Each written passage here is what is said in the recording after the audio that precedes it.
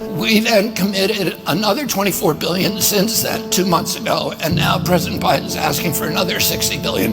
But the big expenses are going to come after the war, when we have to rebuild all the things that we destroyed. Should have never happened.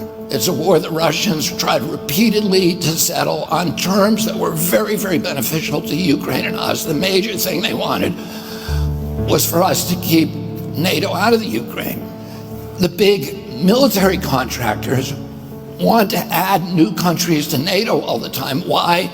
Because then that country has to conform its military purchases to NATO weapon specifications, which means certain companies, Northrop Grumman, Raytheon, General Dynamics, Boeing, and Lockheed, get a trapped market.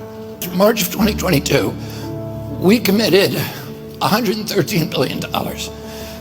Just to give you an example, we could have built a home for almost every homeless person in this country.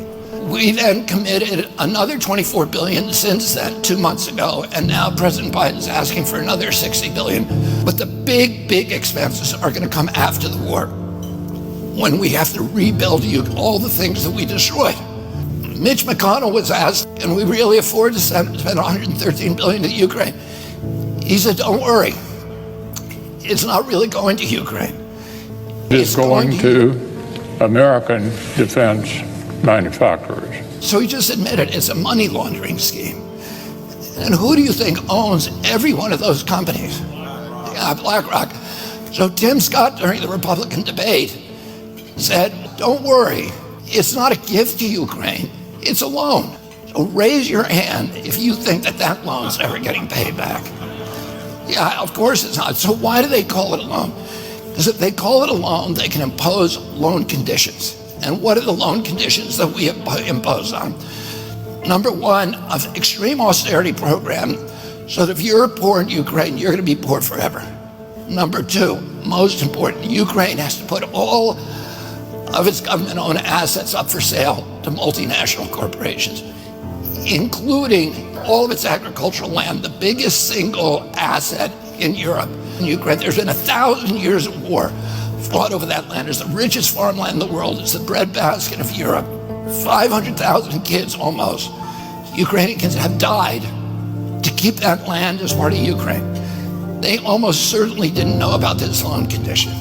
They've already sold 30% of it. The buyers were DuPont, Cargill, and Monsanto. Who do you think owns all of those companies? Yeah, BlackRock. And then in December, President Biden gave out the contract to rebuild Ukraine. And who do you think got that contract? BlackRock. So they're doing this right in front of us. They don't even care that we know anymore, because they know that they can get away with it. And how do they know that? Because they have a strategy. And that strategy is an old strategy, which is they keep us at war with each other. They keep us hating on each other.